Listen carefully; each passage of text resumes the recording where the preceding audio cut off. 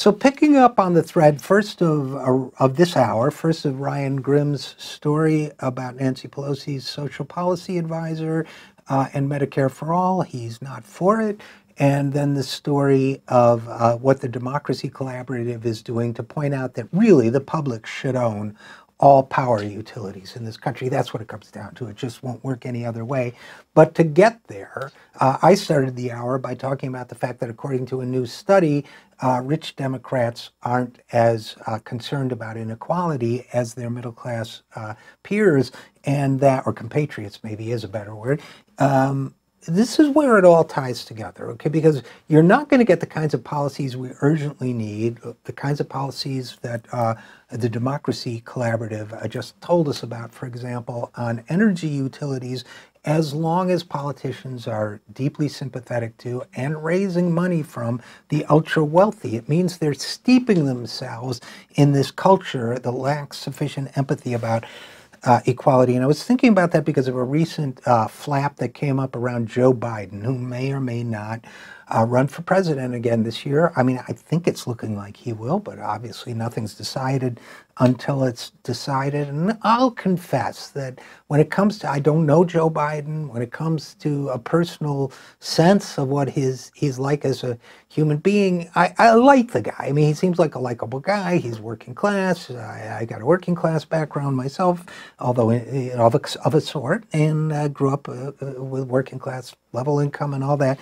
But you know, he's problematic, and I think it might be a problem for him in the election, in the campaign, if he runs. And here's the kind of thing that I'm talking about. He was criticized recently for praising a Republican during the midterm election campaigns, which hurt the Democrat who was running to replace him. And this was Joe's reaction. He said, "I read in the New York Times today that one of my problems is if I ever run for president, I like Republicans." And then he said very sarcastically with a hand gesture and so on, "Bless me, Father, for I have sinned.